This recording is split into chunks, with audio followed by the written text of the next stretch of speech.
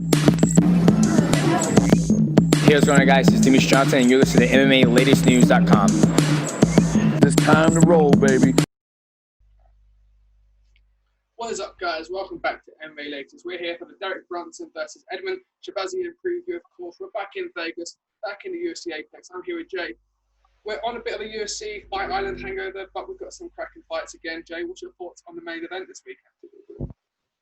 Yeah, as you said, the Fight Island hangover, there was a surreal experience. Something I think the UFC and Dana White could be proud of, and you know, I really welcome seeing that again. Like, I'm sure we will get more Fight Island bouts in the near future. But as far as this weekend, coming back to Las Vegas, Derek Brunson and Edmund Shahbazyan, I think that'll be a very interesting fight because Derek Brunson is almost unofficially the gatekeeper in the middleweight division. And, you know, you can see the qualities that Brunson does possess, but it's sort of unfair in the sense that all these prospects seem to come up against him, and yet you get to win over him, and then, well, you seen what Adesanya went on to become champion, so I suppose it's not all that bad. And Shahbazyan looks like a war beater right now. He looks very good, very technical, quick. You know, he's so precise with his strikes. So I think it will be a very interesting matchup. It will set the standard for where both fighters are. So if Brunson can beat Shahbazyan, potentially he could look at making another run towards the top half of the middleweight division. If Shahbazyan beats him, maybe that is true then that Brunson is the gatekeeper of the division, which is, again, it's not a nice term, but it will set the standard for Shahbazyan, and you know, sky's the limit for him. Then he can start working his way up the rankings, get some top 10 opponents under his belt, and then hopefully see where that takes him. You know, but all in all, I think it will be a very interesting fight. Yeah, definitely. You know, this is definitely Shahbazyan's hardest test. He's coming in. He's only 22 years of age. You know, I just doing the research today. He's actually born on the same day in the same year as I am. That's crazy what he's doing 22 years and what I'm doing. But it, you know, the fighters he put away is Contender Series alumni, of course. That's that. You know, the Contender Series is bringing through some excellent talent now, and of course, he's done very well here. And Derek Brunson, he said, hasn't become a bit of the gatekeeper. He's only lost to the elite. He's lost to Adesanya, Jacare, Silva, and Whitaker, which are, you know, huge names. But it says Yoel Romero as well, Yeah, Romero as well. And he's never been able to really push on into that top 5 properly. And as you said, he lost to Adesanya. He's now the champion. But he's come back from that with a 2-fight win streak. His recent one being in Heinisch, of course. But yes, Shahbazyan seems to be taking all the limelight this week, doesn't he? Yeah, well, it also helps that Ronda Rousey and Edmund Shahbazyan are his management. So he's given their connection with Dana White, you know, coming through the Contender Series, he was always going to get that limelight put on him. So, well, the spotlight put on him, rather. Yeah, so like, you can only expect those types of things, but we've seen it before with many other fighters. You see it with Sean O'Malley, Conor McGregor, even Ronda herself when she came through. You know, it's always that someone who has just a little something about them to get that little push. But again, Shahbazyan has to go in the cage and back it up. So ultimately, you can have all the promotion, but it comes down to you and what you do inside the cage. And so far, so good for him. Definitely, you know, he's 11-0, as you said. His most recent one was against Brad Tavares. And as you mentioned, the fact that he's linked so closely with Ronda Rousey. You know, she announced the fight that was going to be on the main event as a manager. But we saw highlights this week of her using Edmund as her training partner in the open workout. Yeah. I think it was like 15 or 16 years old at that point as well. So it's crazy the education that he's probably picked up in those years as well from a former champion. That she's definitely top 5 greatest of all time in the women's aspect of the game, and she was devastating up until she faced Holly Holm. Yeah, like Ronda in herself is I don't know what the correct word is to use for her, because of just how she created this whole She's a pioneer. Women's generation. Yeah, she's definitely a pioneer, but like I'm trying to even think of something bigger than that, because what Ronda done, she blew the doors off the place. For women, especially in mixed martial arts. Obviously, there was women competing elsewhere, but Ronda just changed the game. like nothing else. And to have her backing a fighter like Edmund Shahbazyan is very, very special. Again, like you said, we seen the videos. I believe he was 15 years of age, getting judo tossed across the cage. You know, I wouldn't want to be doing that now. But to have someone like Ronda with her stature in the game, it is huge for him. And correct me if I'm wrong, is Edmund solely the manager as well with Ronda, or is he training Shahbazyan as well? I'm not too sure. I'd imagine he's a trainer. I know he still fights there. He still fights he fights out of Glendale, but I don't know if he's his main coach or not. I'm not too sure. And I'd imagine Ronda's almost taking the admin side of the managerial role and helping him commercially, I'd imagine. But, you know, it's a good team to have, isn't it? Former champ. You know, they never had anyone. I was saying, a Hall of Famer. A Hall of Famer, definitely. You know, and, you know, I feel like Ronda Rousey now is almost underrated. The fact that Nunes and, you know, Holly Holm took the title, but Nunes took it and she's pushed the boundaries so much further that everyone said Rousey was, you know, she's a specialist, she was lucky to have the title, she's overrated, etc. I think now she doesn't really get the props that she deserves. Yeah, I would absolutely agree with that because, you know, I think the only problem with Ronda was Ronda never adapted with the game. But when the women's division was where it was, there was nobody like her. She was blown through everybody. The only real test out there was Cyborg. Everybody knew about that. And fair enough, if it didn't happen, it didn't happen. You know, but at that time, in that stage where MMA was at, you know, there was no one like Ronda.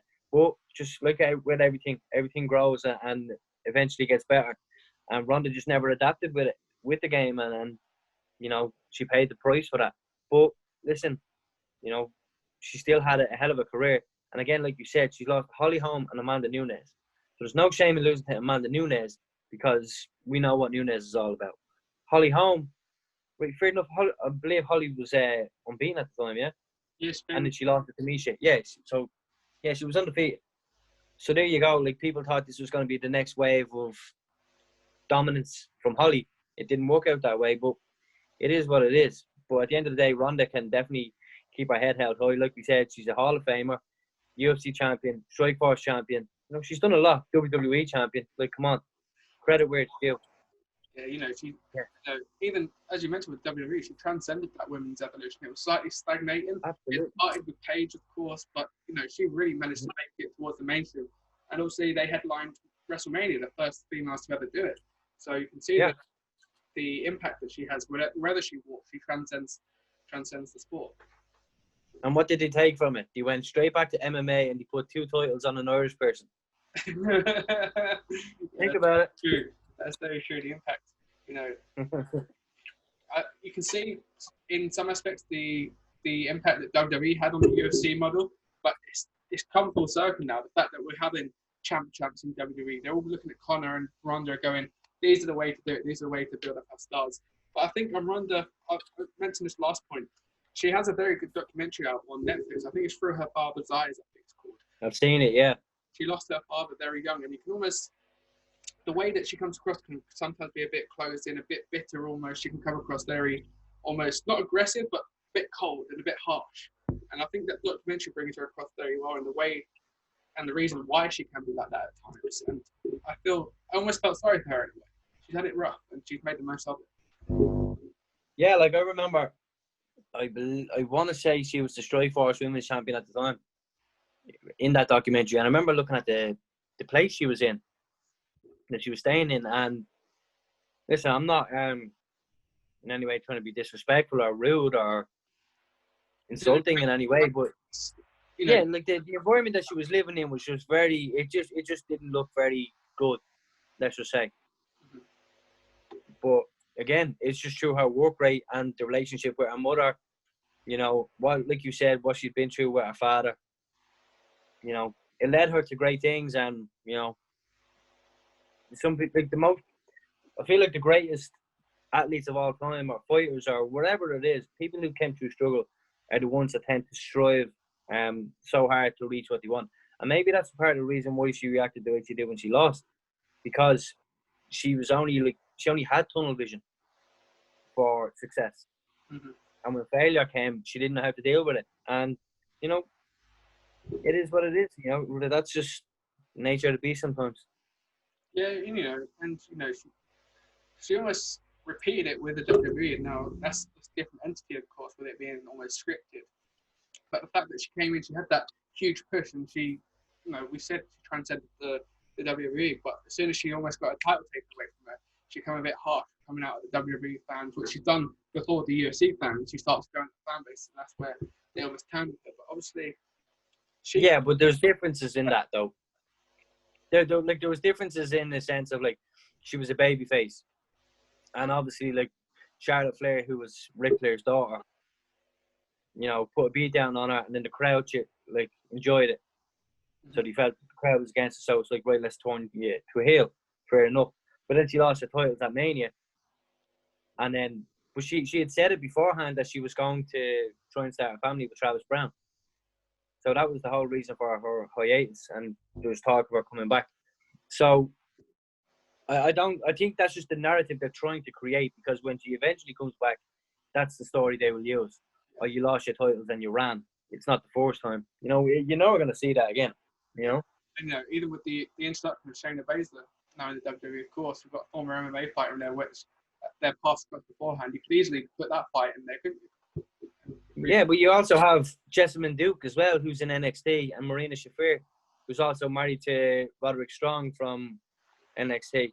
So there's the 4 horsewomen in the WWE. So yeah, there's a lot of good things you could do with Ronda and Shayna Baszler as well. Shayna's going to be a bigger star than Ronda, I think, wrestling wise.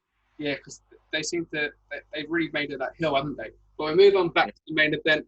Shahbazyan. Yeah, this is an MMA show, isn't it? Yeah, we've got Rousey. Ronda's not even fighting. My God. Hey, it says everything you know when we end up talking about the Rondas and the Connors.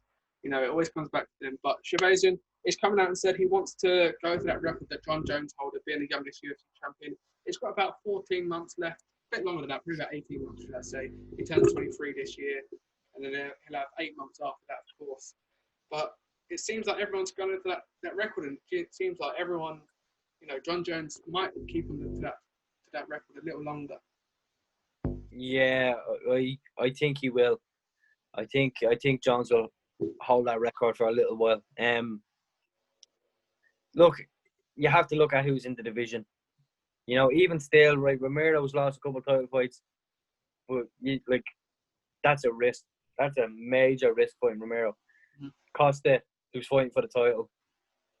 You have the champion, Izzy, who's just, you put him in a war, he'll still come out, he'll still, 5th round, no problem, put a beat down on you to make sure his hand gets raised. You've Robert Whittaker, who's just so unbelievably tough, hard as nails, and he's so good. Then you've Darren Till to come back from his injury now that we've seen. He has an MCL tear. Who else? I believe there's even more. Kelvin Gastelum still. Right on the edge. Yeah, there's so Jack Manson. So I can't see him getting through them just yet. I believe the best thing for him is just to play the long game, and work your way up at a steady pace. There's no point wanting it too soon, Mitch. Do you know what I mean? Yeah, we've seen it with the likes of Sean O'Malley is getting treated the right way. We've seen it with Chase Lee, but Darren Till himself, he got thrown into a title shot, and that could be the worst thing for him. But he's only 22 years old. 22 years old. He's got his whole career ahead of him still.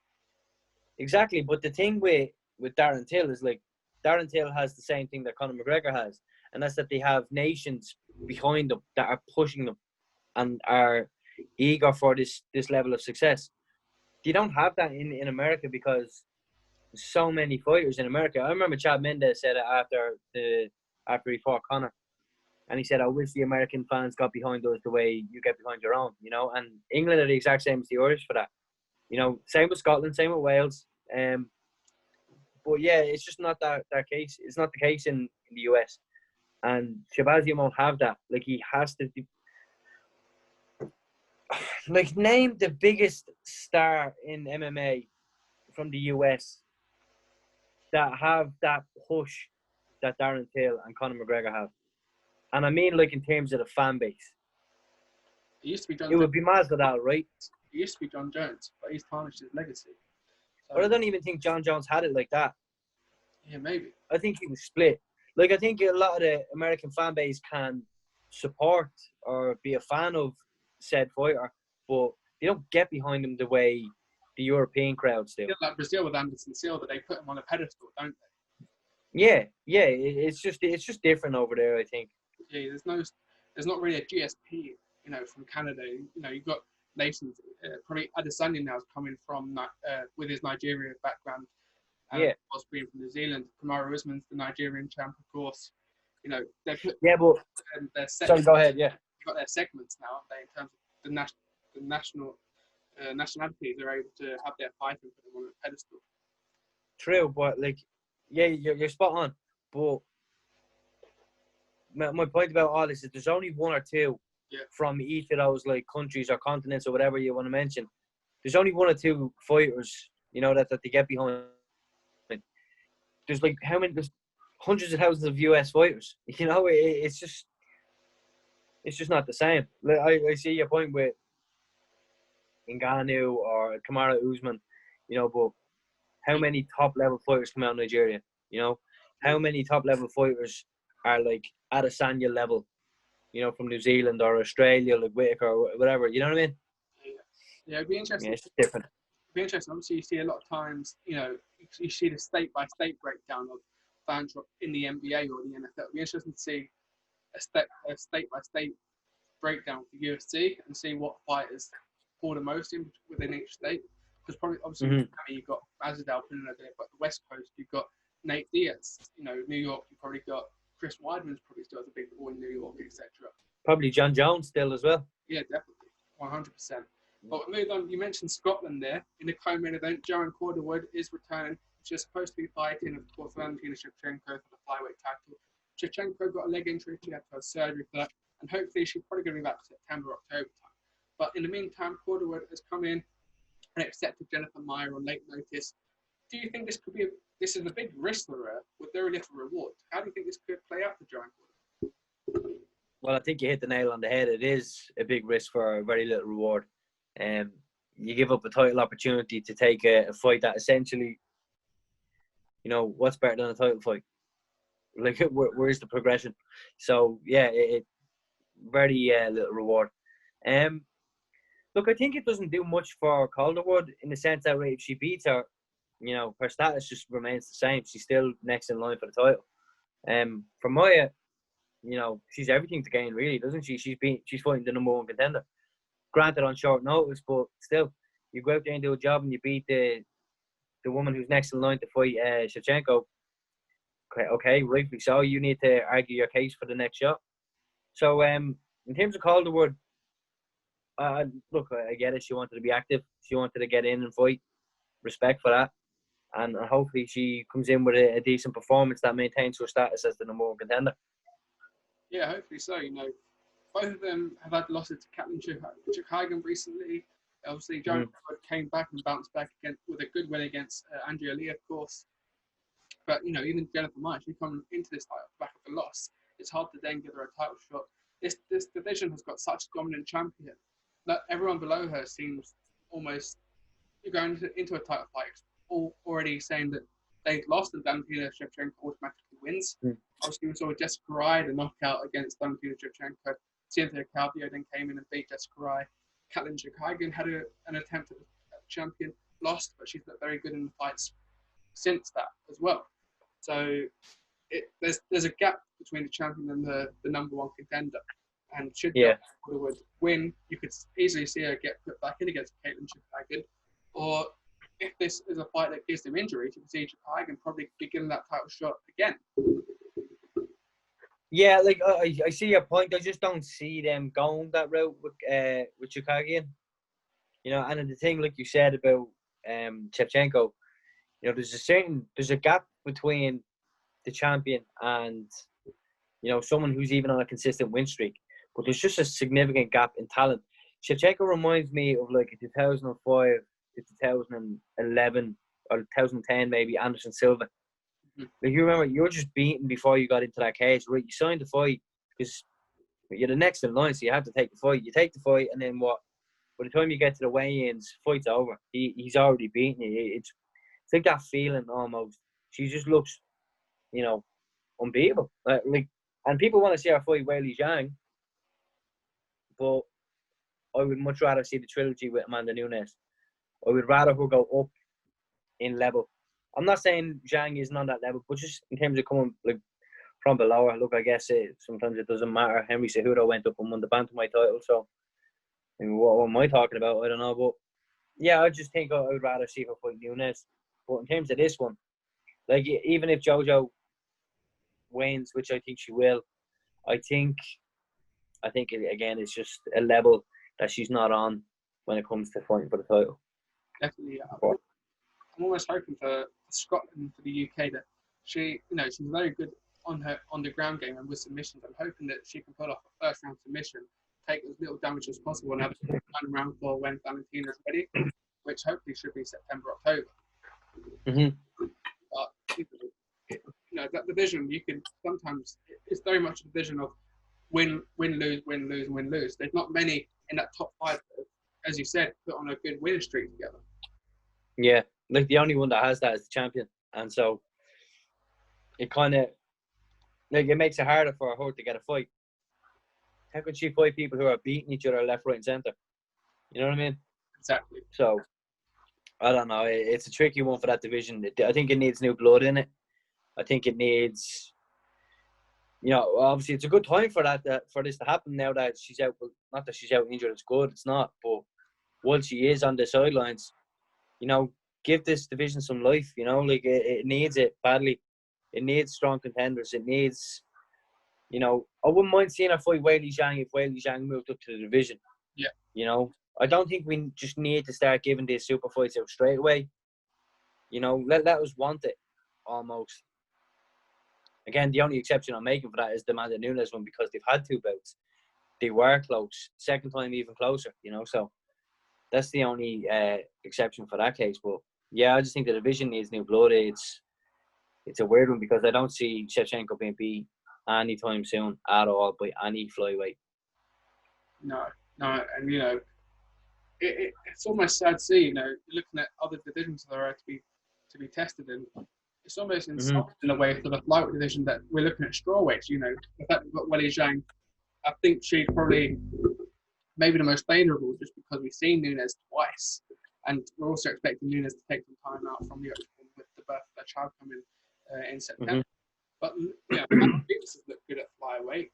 Cynthia Calvillo, she's had 1 fight in the flyweight division and she's number 2 in the rankings already. It's ridiculous what happened. Yeah, but that's also where was Cynthia Calvillo in the rankings in She was like strawweight? She missed weight a couple of times, so they brought her right down. Yeah, it doesn't make sense. She comes in, she beats Jessica Eye. Okay, right, fine. You're 1 fight away potentially from fighting for a title. They're not really. Look, it's not WWE. You don't book people in a certain way to, or boxing even for that matter. Where you pad their records to get them that exposure. You don't. But take a slower approach with it. Just let people find their feet in the divisions. You don't need to put Cynthia Calvillo in number 2. I get it, the UFC don't make the rankings, the media do, but you don't need to do that or to have her number 2, 1 fight away to potentially fighting for a title.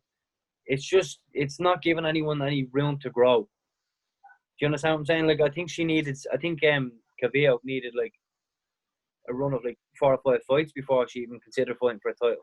You have to remember who you're fighting if you get to that title shot. Oh, yeah. You're not fighting just another name. You're fighting Shevchenko. Valentina Shevchenko, who's just an absolute killer.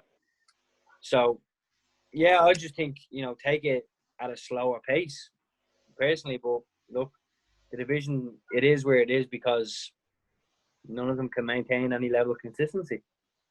No, it is almost it's very similar to the flyweight division we saw with Demetrius Johnson on the men's side. Everyone had a go, but Demetrius Johnson was so far ahead of everyone until Cejudo. Even Cejudo, he had to lose, go all the way up the rankings, and really develop himself as a fighter before he won that fight. And even then, there's arguments that he didn't win that fight against Demetrius Johnson in the rematch. But then we've seen how, I say the flyweight forbidden in the men's side has gone from strength to strength. Even then, we've gone for a period with no champion. Valentino is the Demetrius Johnson in this sense. And hopefully the rest of the division can almost level themselves up between themselves. Macy Barber's a highly touted contender. Obviously, she tore her ACL at the start of the year. And as unfortunately to compete, she probably would have been in that top 10, top 5 picture now. Similarly, you've got the likes of Alexa Grasso getting forced to move up because she can't make weight. Amanda Rivas, she sees her future at strawweight, but I think she's a very capable flyweight. Same maybe with Tatiana Suarez, people like that. Jessica Andrade, obviously famously fought in the bantamweight division. Maybe she could move up. She's probably not going to get a title shot for the next year or so. Yeah. Like, where's who is that? I'm trying to think. Roxanne Modafferi. Where is she? Like, she just beat Macy Barber, yeah? Yeah. Like, this is verification point. She beat Macy Barber, who had this hype train about her. I'm just checking it now. Yeah. And yet goes out and gets beat by Lauren Murphy. You know? Like, sorry, go ahead. So that equals itself out almost. There's no progression. Yeah, like if you look at her record, for example, Roxanne Modafferi, since she came back into the UFC, she lost in the finale of the Ultimate Fighter. She won against Barb Honchak, I remember that. She lost to Sijara Eubanks. She beat Antonia Shevchenko. She lost to Jennifer Moya. She beat Macy Barber, and she lost to Lauren Murphy. Now it's just like the perfect way to sum up that division, Yes. I don't know. It's not strong at all, is it? It's not strong at all. It really isn't. Like, and that's just again, that it only makes it easier for the champion, I find. Because how are you supposed to create a contender, or how are you supposed to have someone go in and fight a killer in Shevchenko with any sort of momentum? There is none. Joanne Caldwell probably has the most momentum if she wins on Saturday. That's a 2-fight win streak. Yeah, that's crazy. I think you're spot on with that. I think so. Even Caldio, she came into her flyweight debut on the back of the draw. So even she's like with streak. It's incredible. Yeah. But we move on from that division and we go to arguably the best division in the sport at the moment is welterweight. Obviously, Vicente Luque coming in on the back of his win, of course, against Nico Price. And he's facing Randy Brown, who's an unranked contender. I was expecting to rank when I was doing my research, but unfortunately he's not fighting that top 15. He's definitely top 20. Obviously, he's going to be looking this weekend to get one over Luque and push himself back into that top 15. Yeah, absolutely. But the thing is, Luque just came out looking like a monster against Nico Price. So, he has a tough task ahead of him. But Randy Brown, like I watched him from Dana White looking for a fight. I remember him from that, and there wasn't as much hype around him because Sage, I believe Sage Northbrook came before him, or was it Mickey Gall that came before him? It could be either or. Mm-hmm. But yeah, so there wasn't as much hype around him. But he looked very good, very slick. But he had a couple losses here and there, 2 or 3. Nothing to worry about. Still always time to turn that around. But it's a tough fight now. Luque's been on he's had a bit of momentum anyway. Especially he lost to Wonderboy, but he had an amazing performance in that fight, which led to the. Sorry, you rearranged Mike Perry's face, didn't you? Yeah, that poor nose. My goodness. Yeah. So Luque, listen, he's no joke, and Randy Brown has been susceptible to a knockout. So, who knows? I think it's a potential fight tonight. I know that much. Yeah, I think should it go 3 rounds, I think that at least one of them, Vicente Luque, could definitely pick up a bonus. He's got 3 out of his last 5 fights, a win over Brian Barberena, Mike Perry, and he got fight of the night with Stephen Thompson as well, so he picked up 50k there as well. Yeah, you know what I mean. So it just shows that everything he does, he's an exciting guy to watch. He comes with it. It's good hands. There's power there. He can get you out there if he really wants, and I have a feeling that might be the case for Randy Brown. I do think Luque will put him away on Saturday. Yeah, we've seen obviously Khamzat Chimaev has been the talk of the town come fight island. Obviously, everyone in the welterweight division is going to be on notice, and even Dana White said they're struggling to find a matchup for him. They don't know what to do with him at the moment because he's done, he got 2 wins in 10 days.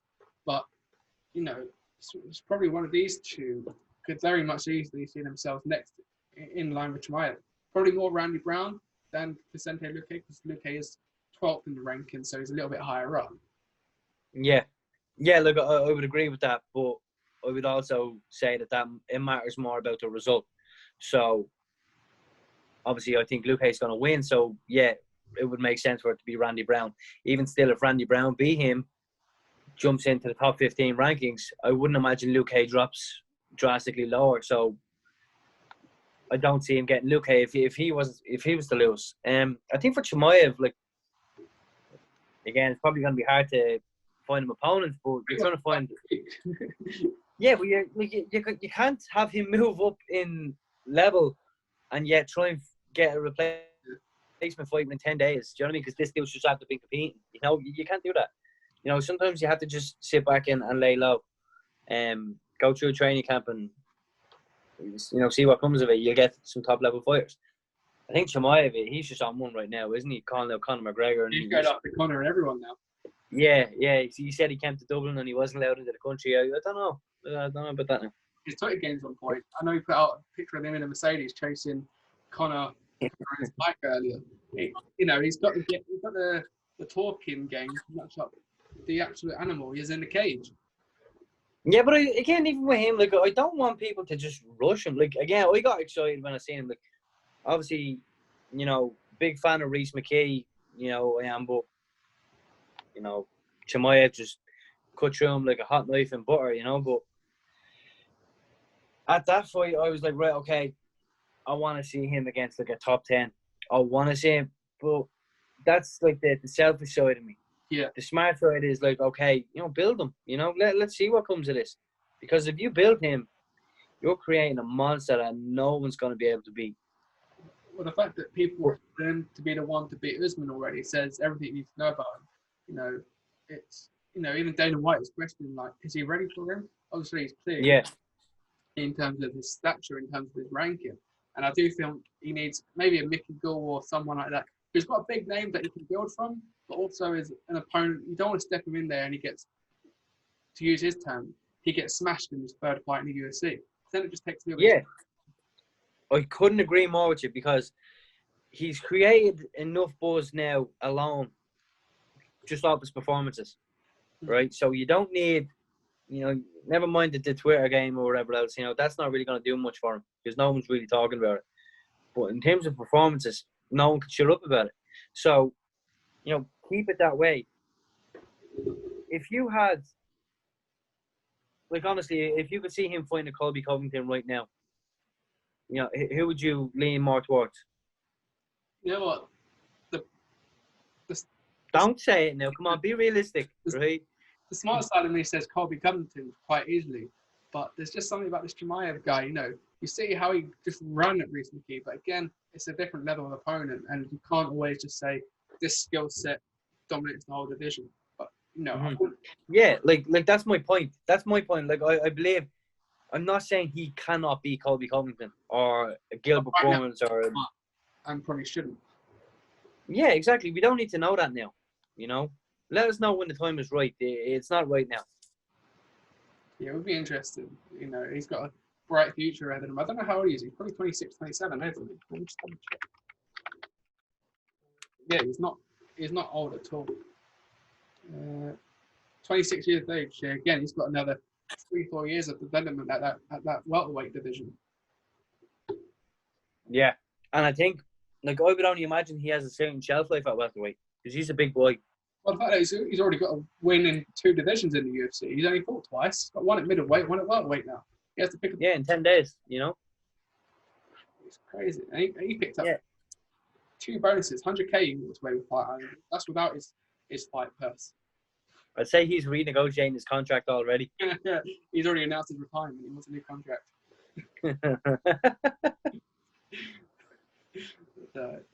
He's definitely fun. Is there anyone you're almost looking towards on this card? Obviously, Ray Borg's fighting. You've got some good names. Yeah. Kevin Holland. Yeah, I was going to say that. Kevin Holland, Trevin Giles. I'm interested in seeing that one. You know, Kevin Holland's, he comes with it. You know, he's been there with some good guys as well. Fought Thiago Santos as well. I'm afraid nothing didn't go the way he wanted it, but you know, Trevor Giles as well. Like he's, I found him exciting. I just think his height is a bit of a factor. I always seem to kind of struggle in terms of his height. Yeah, like I'm looking at it here. They're the same age. You know, it's half decent height difference in favour of Kevin Holland. So look, see what it is, see what comes of it. You know, I think that would be a good fight. Again, I said Vicente Luque and Randy Brown's my fight for the night that I'm picturing. But then you also have Lando Venata, Bobby Green. You know, Bobby Green just fought. Sorry? It's a violent card for sure. Yeah, absolutely. And then you get into the prelims, Ed Herman and Gerald Meerschaert.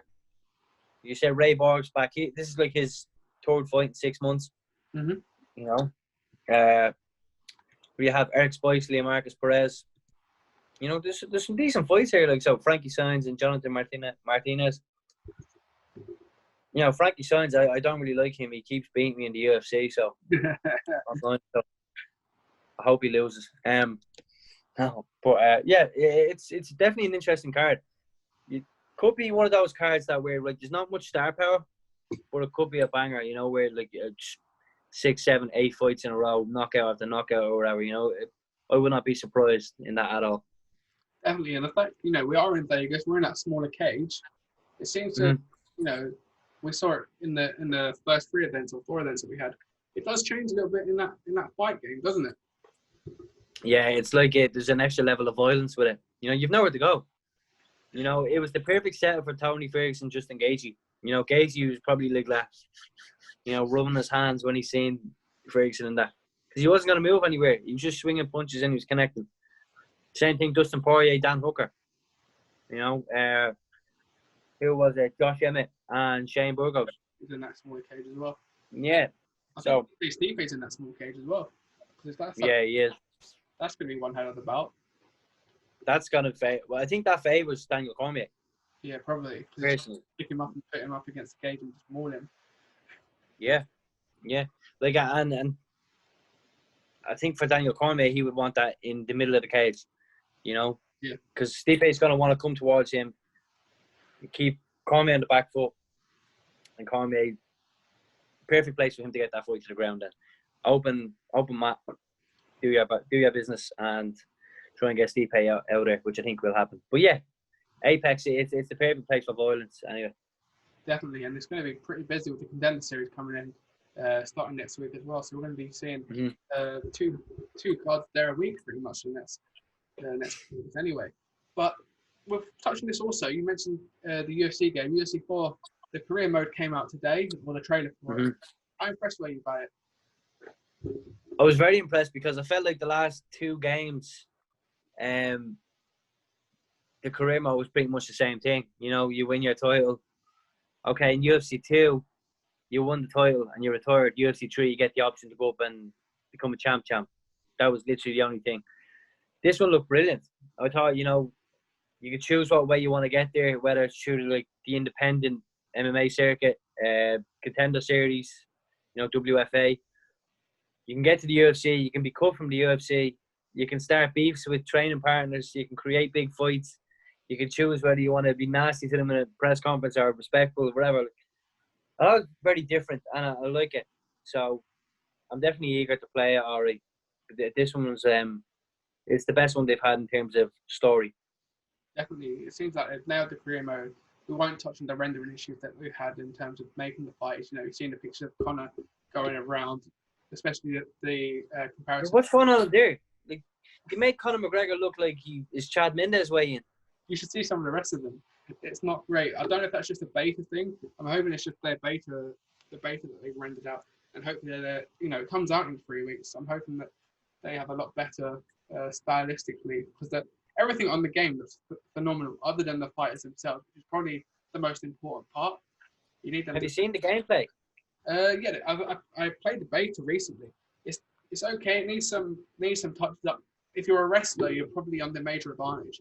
It seems almost impossible to get up. I did a fight with McGregor versus Colby Covington. It's just the welterweight division. I just got mauled on the ground for 3 rounds. and similarly with Masvidal versus Usman.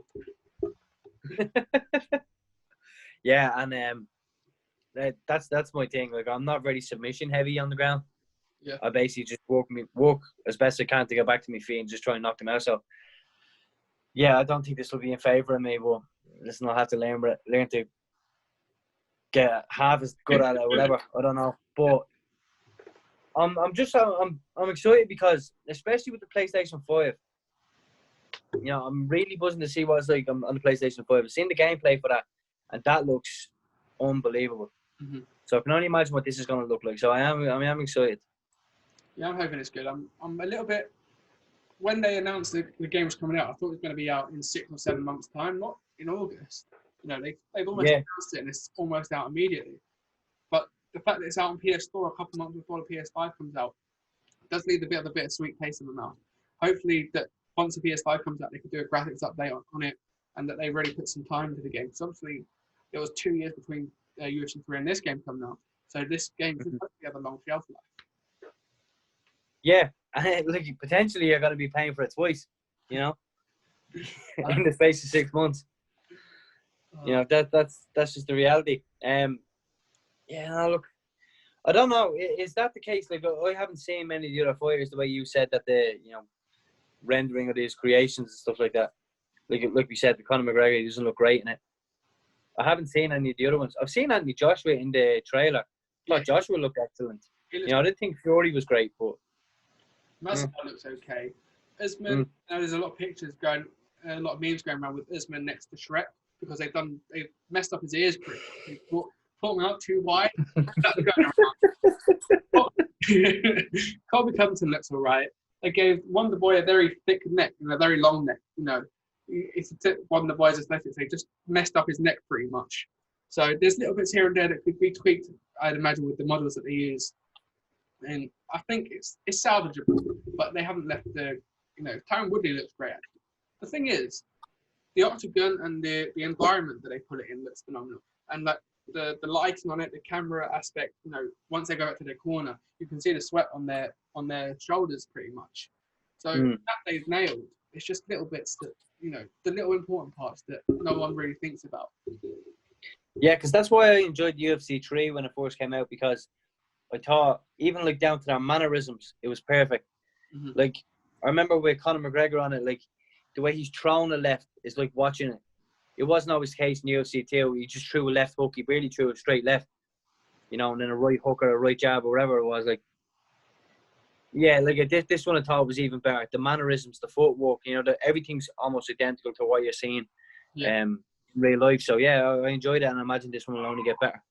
I hope so. But we move on to almost one career to another that's starting this week. Is Mohamed Mokaev is making his professional debut with Brave, of course, this weekend.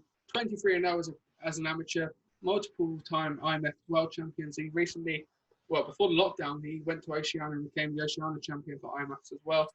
And you know, with this lockdown period, he's turned pro, and he's looking to absolutely set the MMA world on fire this week.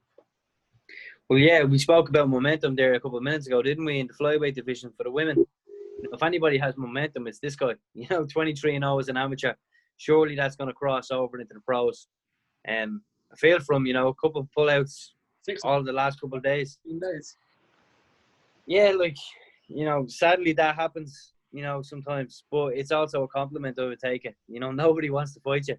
You know, I watched a bit on him, and you know, his style looks very similar to what we're saying with Chimaev or Khabib. You know, he has a German suplex that would make Brock Lesnar proud, and a power slam that would make Matt Hughes proud. So he definitely has some good qualities in it, or some good weapons in his arsenal. But yeah, not only that, you know, he has hands. He can put you out. So it'll be interesting to see, and hopefully, you know, fingers crossed, this one goes ahead for him this weekend. Yeah, I'm hoping it does. I'm buzzing for him, obviously. You know, we've had him in the studio with Steve a couple of times. He's closely to Brandon Name, of course, and Kane Rooster. And, he, you know, the story that he's crafting for himself as well. I know BBC Sport put out a clip today, you know, coming to the UK as 12 years of age, coming up doing his schooling there. You know, he's had a lot of troubles with the paperwork side of being able to compete and whatnot. But thankfully, he's making it pro, and, you know, the fact that Chimaev has had such a rise, maybe a little bit of that because he's quite similar to his mannerisms and the way he fights, maybe that could have a little bit of a glimmer on him. But again, I think the thing that he wants everyone to know is that he's the first Mokaev, not the second Khabib. Yeah. Well, yeah, that's how it should be. Yeah. You know, like I think the same thing with I think Chimaev was asked that as well, wasn't he? Last weekend. Yeah. And he basically just paid respect to Khabib and said, "All right, you're the pound for pound number one, but that's going to be me soon." You know, I think that's the approach you need to take. You don't want to be the second anybody. You know, you want to be the first you, and it's the right mentality to have. You know, if you go into something wanting to be someone else, you know, you're not being yourself. You're not being original. You know, and it'll only go against you. So, yeah, like with full respect to him, and you know, hopefully his run in the pro ranks, he makes an even bigger name for himself globally than what he has here in Europe. Definitely, I think he's on the rise. Definitely, be interesting to see because obviously he's fought all over the world really, but be interesting to see what like obviously MMA and UFC is very central in America, even though it's a global brand. America seem to almost close their eyes on the European circuit, some of them. So I'd be interested to see if he breaks out into America. But you know, he's going to be one huge star, and then he's one of those that are on the hunt for John Jones's record for being the youngest UFC champion. Yeah, potentially. You know, and like so he's fighting in Brave, right? Yeah. I seen it earlier. Yeah, he's fighting in Brave, right? And Brave are a good organisation, especially for a lot of European talent to go over and get some fights in. But then again, you'll also have Bellator. You know, Bellator. I'm surprised they're not on his case already because they have a lot of eyes on, you know, very dominant amateur fighters, you know, who are looking to step into the pro ranks. So I wouldn't be surprised if he was approached there either. But it's very, very, very seldom the UFC come in after someone who's 0-0, unless you're seeing Punk, of course. But, yeah. No, but I see what you're saying. You know, this guy has all the abilities to have a fantastic career, and whether it's in the Bellator, UFC, ONE, you know, sky's the limit for him. If he keeps himself level-headed, you know, he can go wherever he wants to go. Definitely. I think that's almost a good place to leave it there. We'll obviously be back on the live show. Obviously, we started those. They've been doing very well. So thank you guys for tuning in for those, and of course, subscribing. Make sure you subscribe. Of course, we're on the road to 10K. Jay, will you be on the live show this week? Absolutely. What else do I do on a Saturday night? Get drunk, watch lights, eat pizza. Yeah, and go to hospital. No, yeah, we'll leave it there. As I said, make sure to hit that subscribe button, of course, and we'll see you guys on Saturday for the pre-show.